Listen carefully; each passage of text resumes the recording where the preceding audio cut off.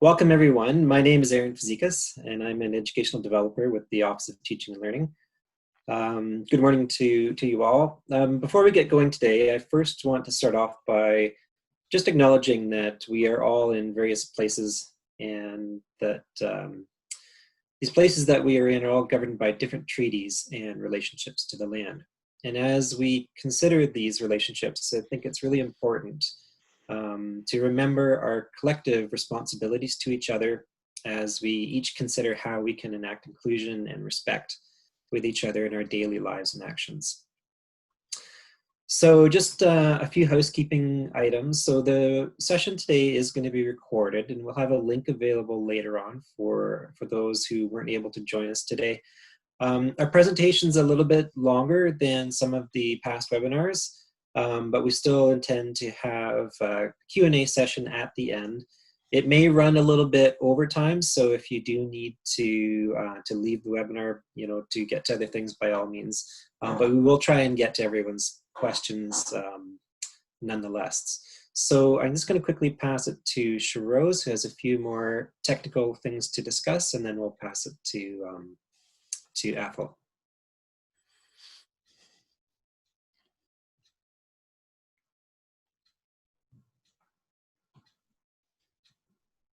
Oh, Shiroz may be stepped away. So for attendees, so you'll notice that your audio and video are off, and that will be the way it will remain for the duration of the presentation.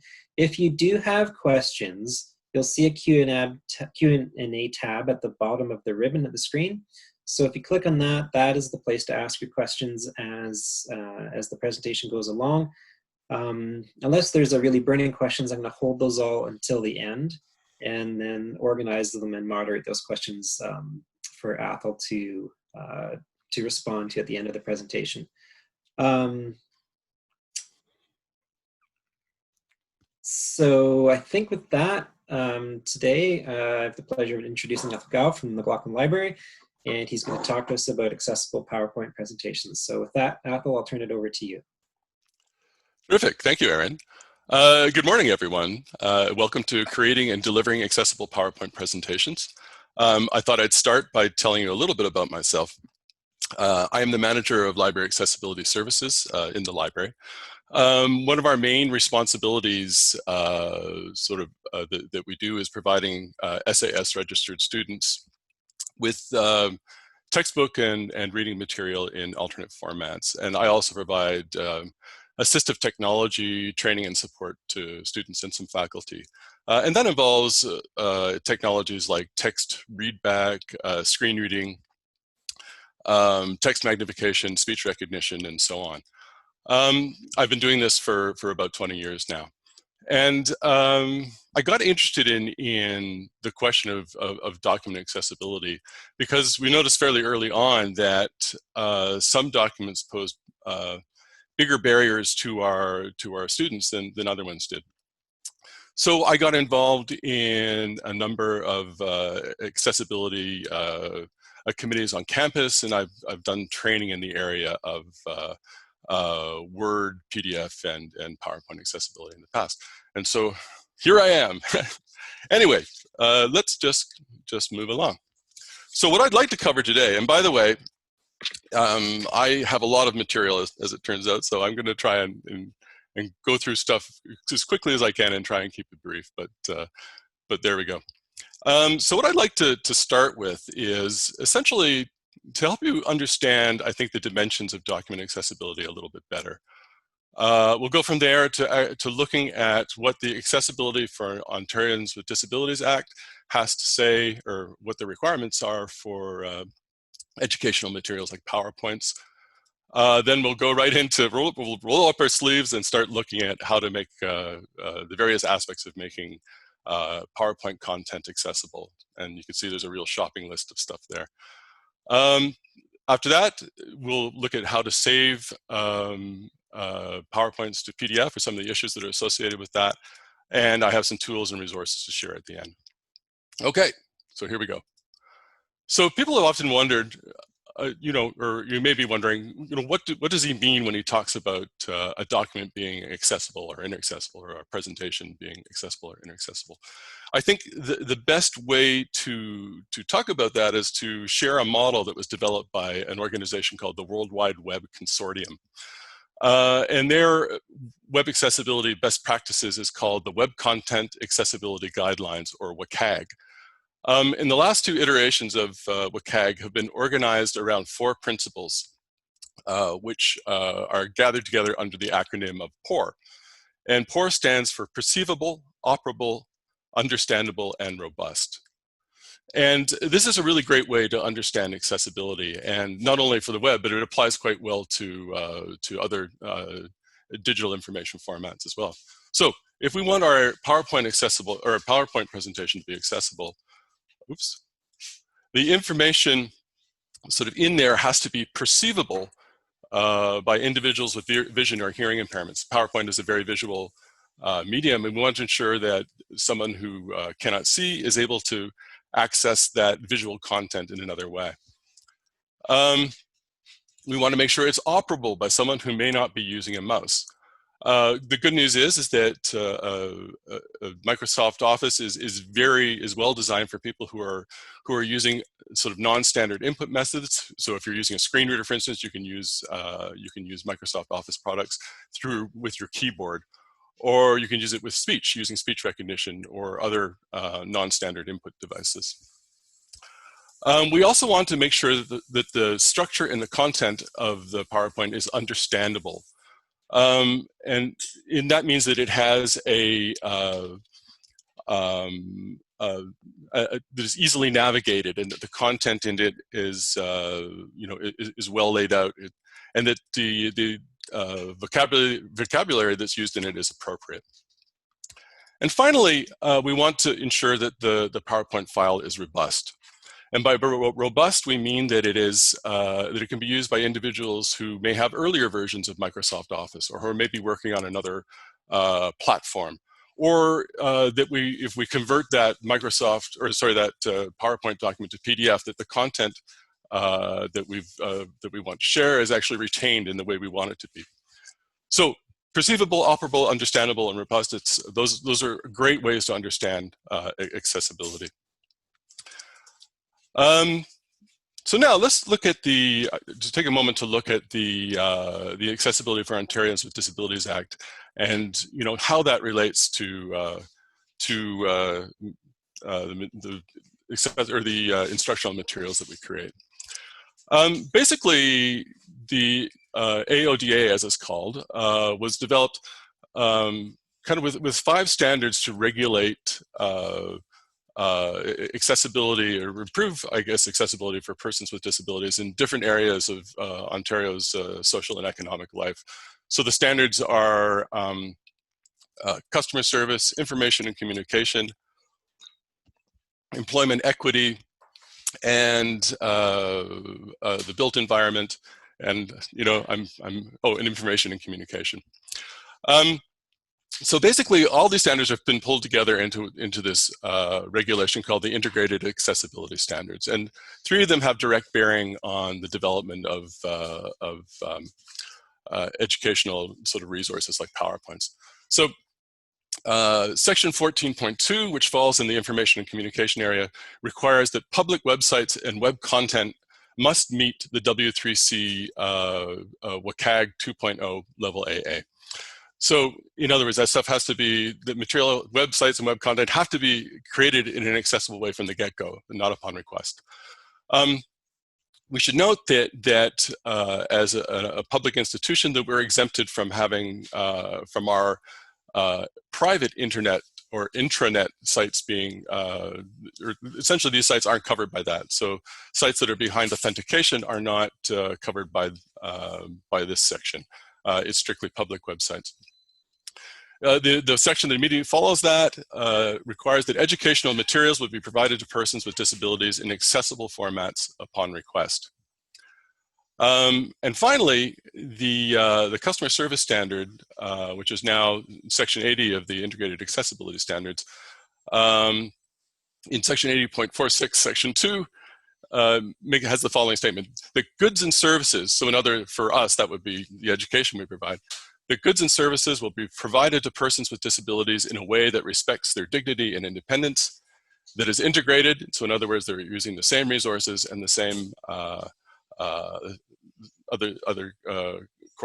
course content as well, and that it's also of equal value. So you kind of might be sort of interested, if we look over at that image I have on the right of a weigh scales, we can see that parts of the AODA require us to act in a proactive way. That we have to change the way we do things, and that in turn promotes systemic change, makes things better. But other parts of the AODA are more about accommodation. And maybe it's a little bit confusing because some things seem to want us to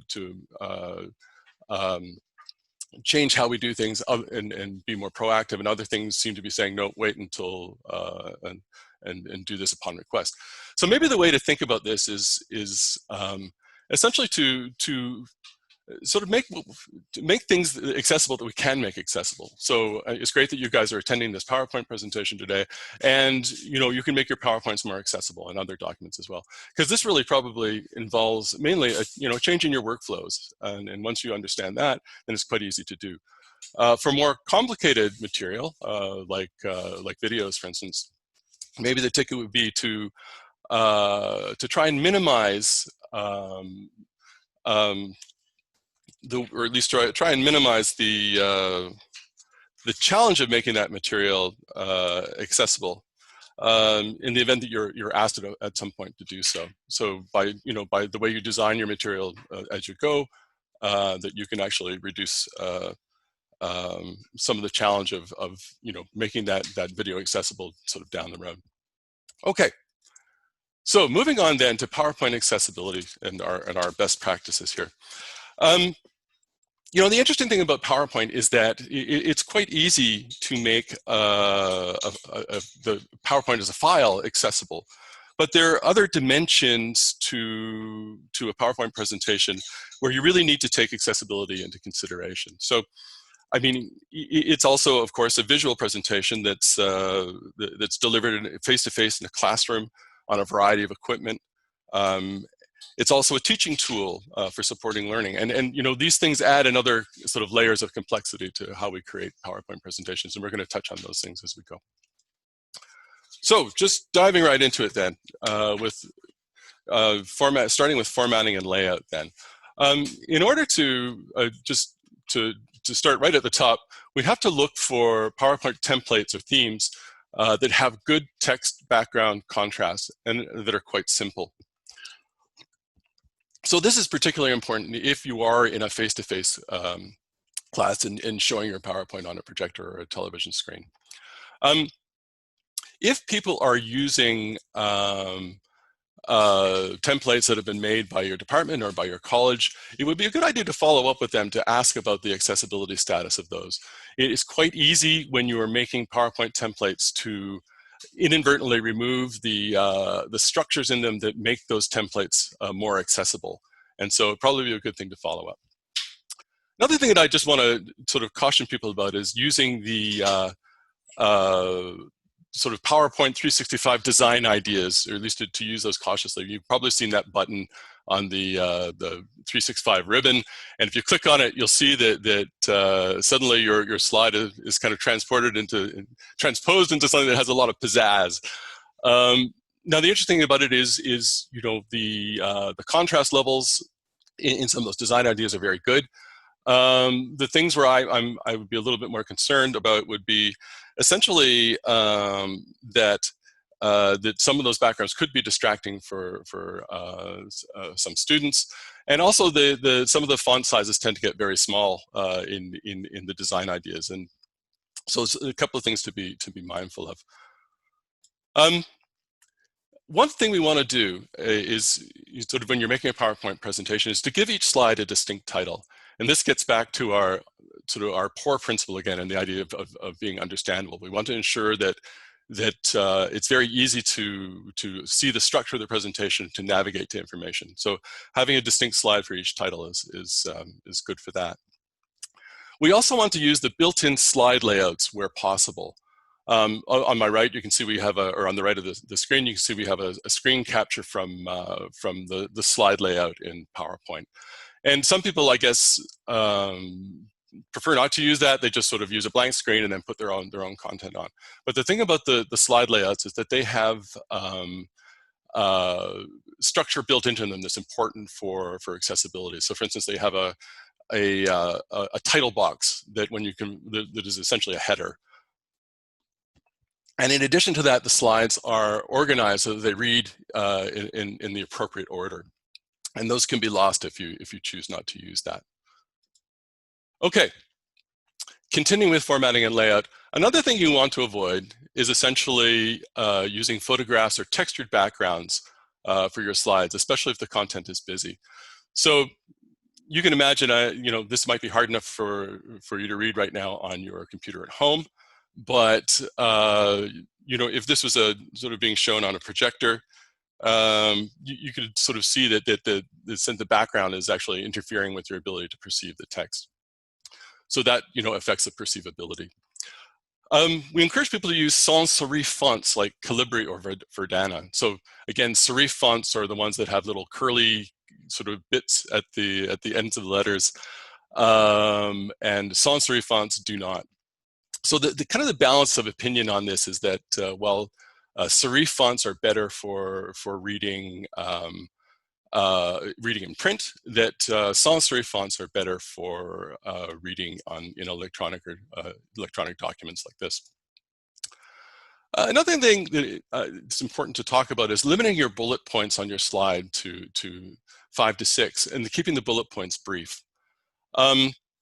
There's the danger with this is that by having too many points and having them too wordy, is that these text dense slides can be overwhelming for some people. And the other problem is, of course, is that when the more text you have on the screen, the more the font size is going to shrink. And so that's going to pose perceivability problems for somebody with a vision impairment. I start to get worried when the slide when it starts falling below 22 points or so.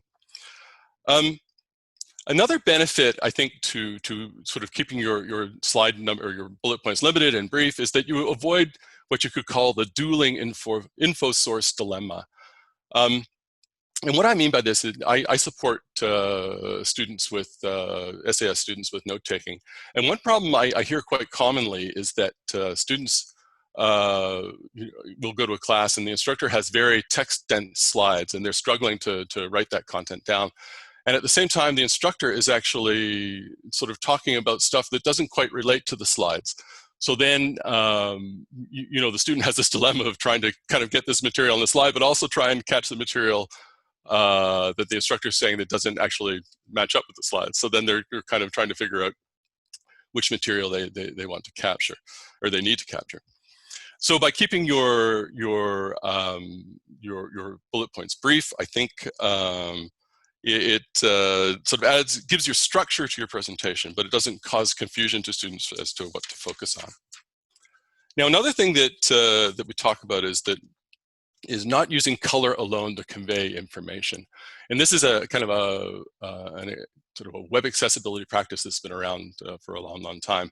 The example that people usually sort of talk about is the idea of an online form where at the top it says that the questions in red are mandatory, and if you are blind and you can't tell what the color is, then that creates problems. So again, using color in that way could create difficulty, and I'll have an example of that later on. Okay. Oh, missed a slide somehow.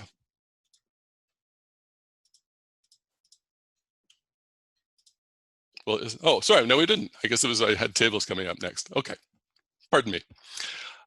With tables, I think the first thing you could say is actually to use tables where you can. The best way to present tabular information is in a table, and screen readers are able to read tables. The issues that come up with accessibility are about sort of tables that aren't uniform. So in other words, where we have cells that are split or merged.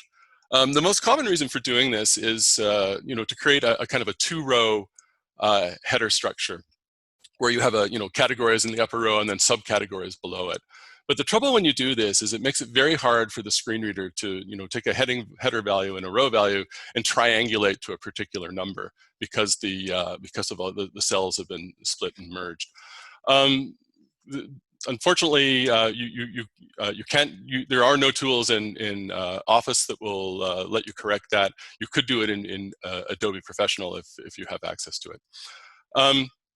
One solution that you could use is to try and combine, to collapse that two-row header into a single row by what you sort of use in the header titles. Or the other option might be to divide that table actually into two.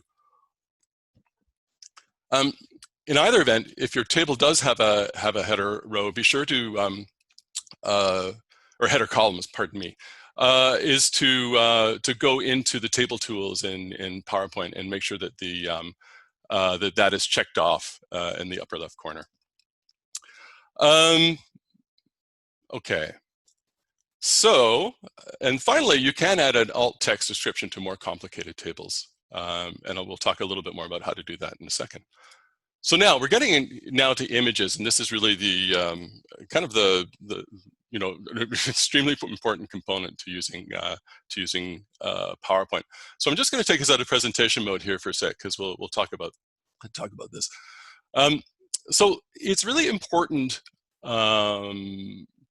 basically, because images are so critical to PowerPoint, to provide an alt text description for essentially every graphical object or image in your presentation, including the decorative ones.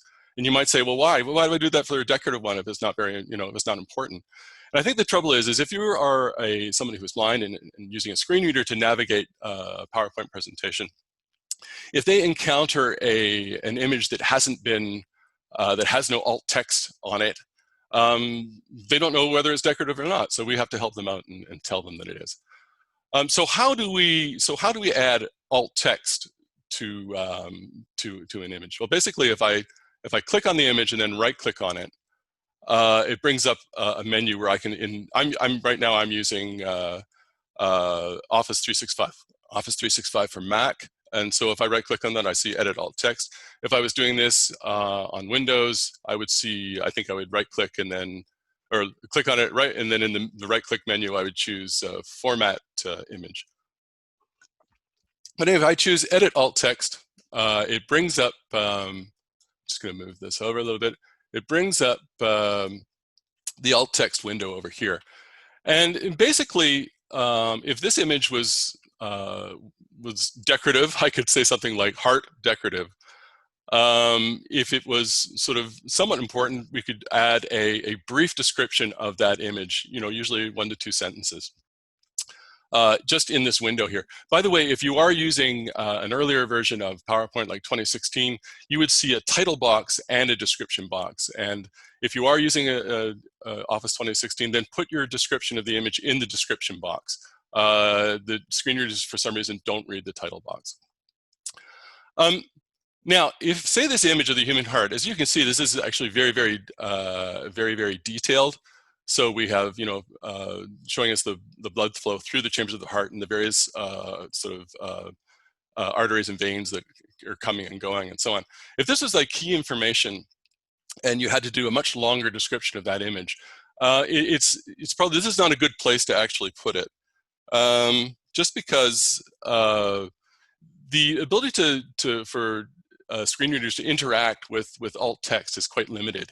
It's a bit like if you can't pause sort of in the middle of an alt text description and then go back a sentence or go forward a sentence, you're kind of stuck.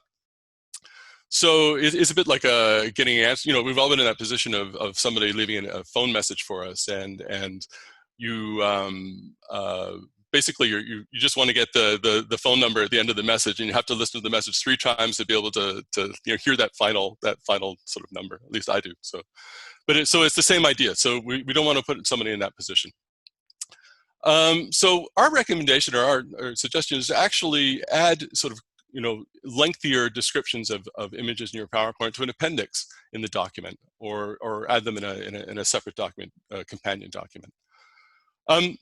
Now you notice here, this is the really interesting thing. There's a mark as decorative checkbox, and this is something that's new in Office 365 or in PowerPoint 365. It's also in Word as well. If I click on Mark as decorative, basically what happens is when the screen reader goes over this page, it's like the image doesn't exist. It just completely gives it a pass. The problem with using this is that sort of the person who's using or sort of reading your PowerPoint presentation also has to have Office 365. If they don't, then this is essentially that image just becomes an untagged image, and they're again wondering kind of what it is. So there's one of those examples of trying to make a presentation robust where the better strategy would just be to put a tag in there saying that it's a decorative image. You'll also notice that there's a generate a description for me button here. And this is something new that Microsoft has brought out in this version. If I click on that, artificial intelligence looks at the image and then comes up with a pretty ridiculous description of what it is. So yeah, don't rely on the AI descriptions for this.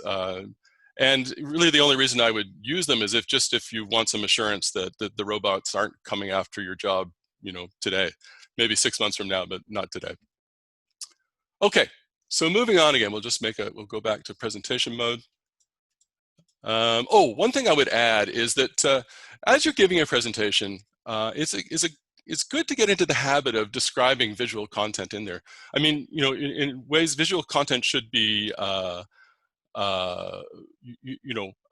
it's there for a reason, and so it's good to incorporate that into the presentation. And it's good for other reasons as well that we'll get to towards the end. Very quickly, if you'd like to use SmartArt in your PowerPoints, SmartArt is problematic from an accessibility perspective. You do have to capture sort of all the individual graphical parts and add alt tags to them.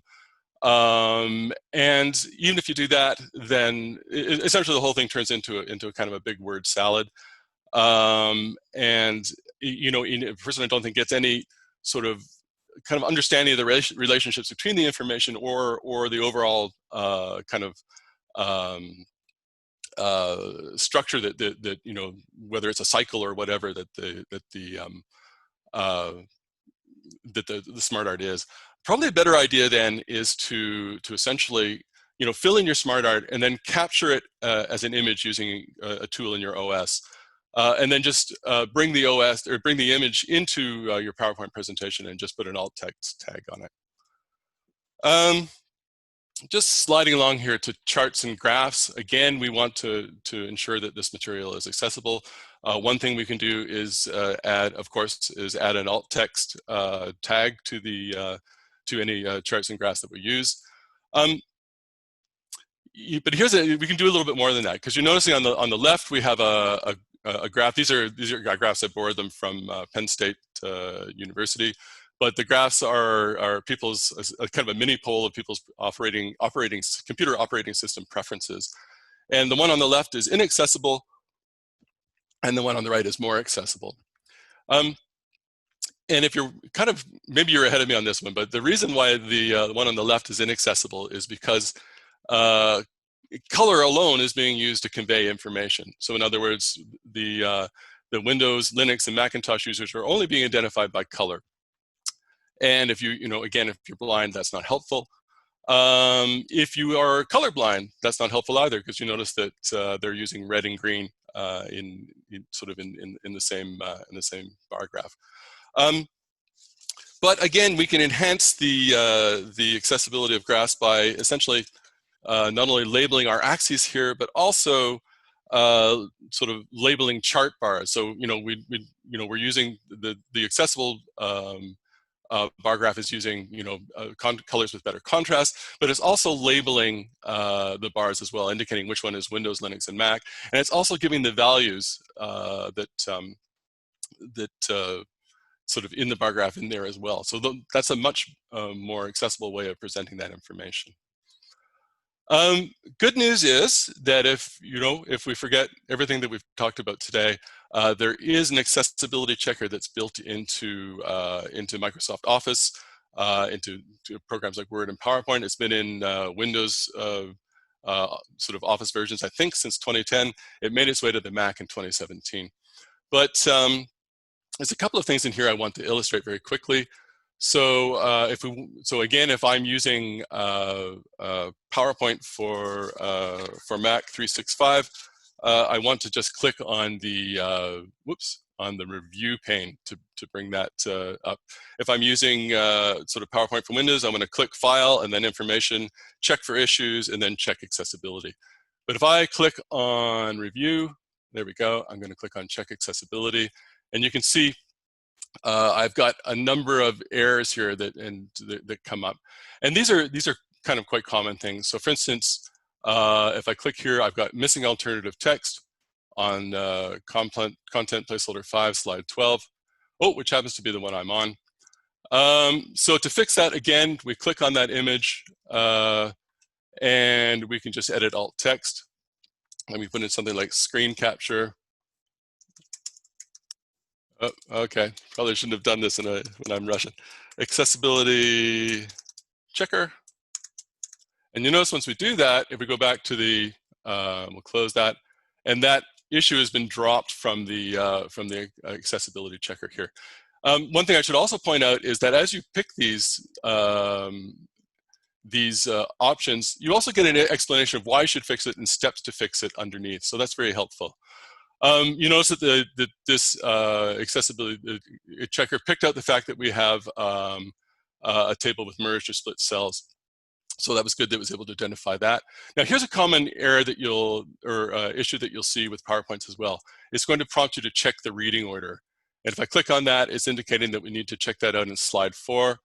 So if I go to slide 4, now what it's saying is that there's something on that slide where the reading order is not correct. And the way to see that is then to go into, I'm going to go home, and we're going to go to Arrange, and then Selection pane. And what we see is the content on the slide. So here we've got the title, placeholder 5, and then placeholder 2, so our text. So really what we want to see is the title read first, followed by the placeholder text, followed by the image we have. And it's kind of counterintuitive, but this is presented backwards on the in the selection pane here. But basically, the issue is section 5 is coming before, or placeholder 5 is coming before placeholder 2. I can grab that, pull it up, so that it reads it at the end. So now that material will read in the correct order. And if we go back to our accessibility pane, we can see that that's been corrected. So one thing that I would say, we'll just go back to our presentation. Let's see, and we are here. So by all means, use the accessibility checker because it is getting better with each version. But don't rely on it exclusively. You need to know a little bit about PowerPoint accessibility because there are some errors that the accessibility checker won't catch. I mean, if you want to design your own slide backgrounds, it won't tell you about contrast, text background contrast issues. It won't stop you if you use a photograph in the background, for instance, like I did. There was no mention of that.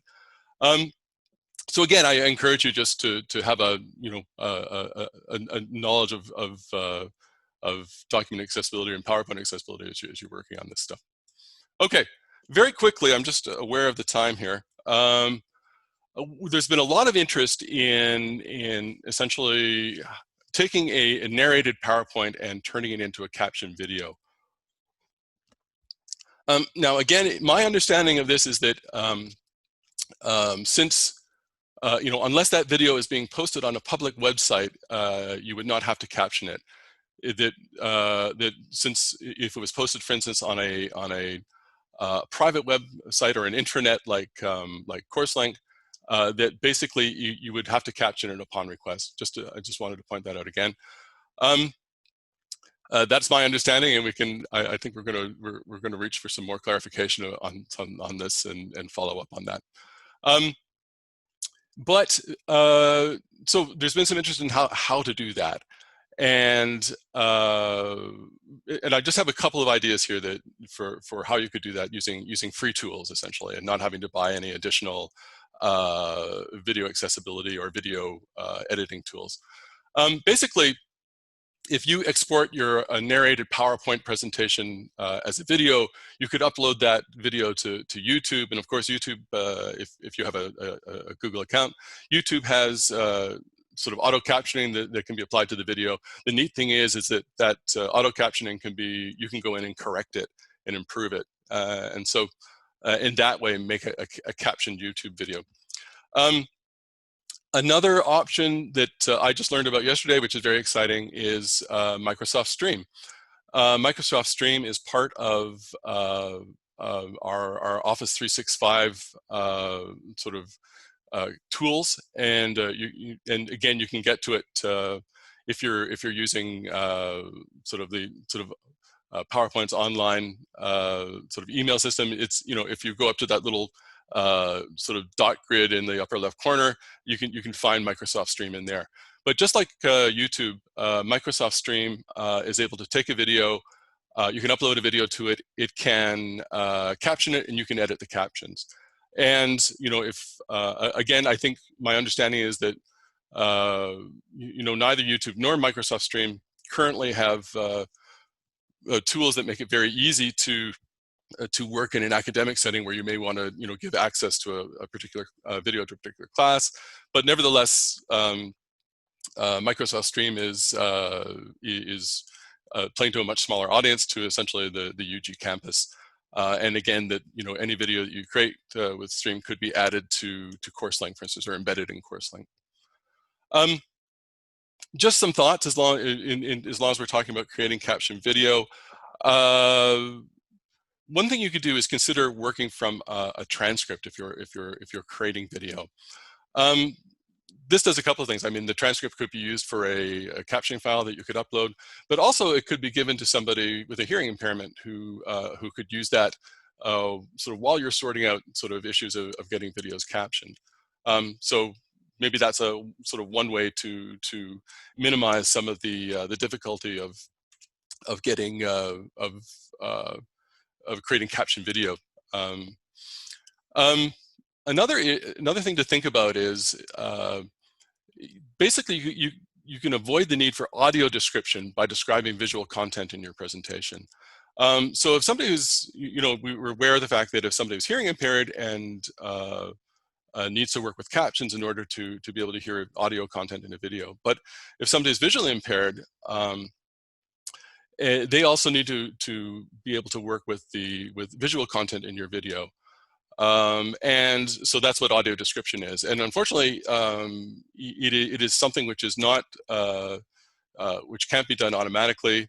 It's a kind of a human, it's a human process pretty much, and it's time consuming and expensive. So you could actually avoid the need for audio description again by getting in the habit of describing that visual content, key visual content in your presentation. That way it's captured in the audio. So a couple of thoughts. Saving to PDF. I'm just want to make something very clear for anybody who is using PowerPoint on a Mac. Unfortunately, right now you can't if you've done everything that we've seen in the diagram. I think we had time for a poll here. Shiroz is going to post a poll. Basically, I'm just wondering if people in the audience would be interested in a how-to for how to narrate and caption PowerPoint presentations using free resources like YouTube or Microsoft Stream. If you're interested, then we can just click yes. If you're not, click no, and we'll just take a few minutes to let you fill that in.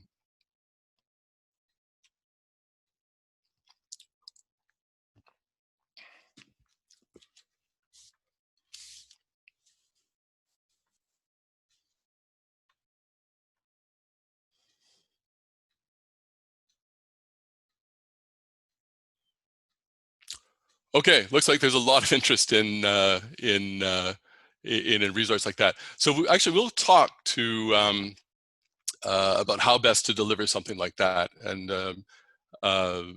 how to deliver that information, whether it's another presentation or whether it's resources on the Open Ed academic continuity site or so on. Do you want to? Oh, thanks. That's great.